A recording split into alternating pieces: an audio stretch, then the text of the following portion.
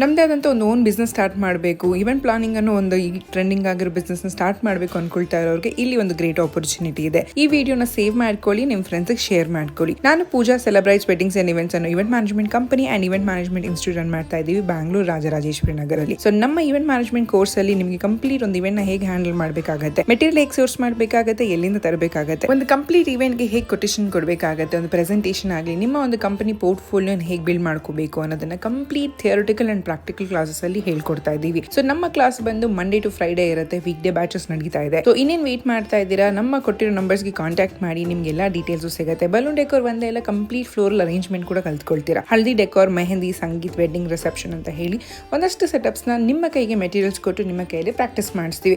So ಬರೀ flower event management ಅಷ್ಟೇ ಅಲ್ಲ, ಸ್ಪೆಷಲ್ ಎಂಟ್ರಿ ಕ್ಲಾಸಸ್ ಕೂಡ ನಿಮಗೆ ಹೇಳ್ಕೊಡ್ತಾ ಇದ್ದೀವಿ. ಇದಕ್ಕೆ ಯಾವುದೇ ರೀತಿ ಏಜ್ ಲಿಮಿಟ್ ಇರೋದಿಲ್ಲ. ಸೊ ಯಾರು ಇಂಟ್ರೆಸ್ಟೆಡ್ ಇದ್ದೀರಾ ಖಂಡಿತವಾಗೂ ಕಲ್ತ್ಕೊಳ್ಬಹುದು.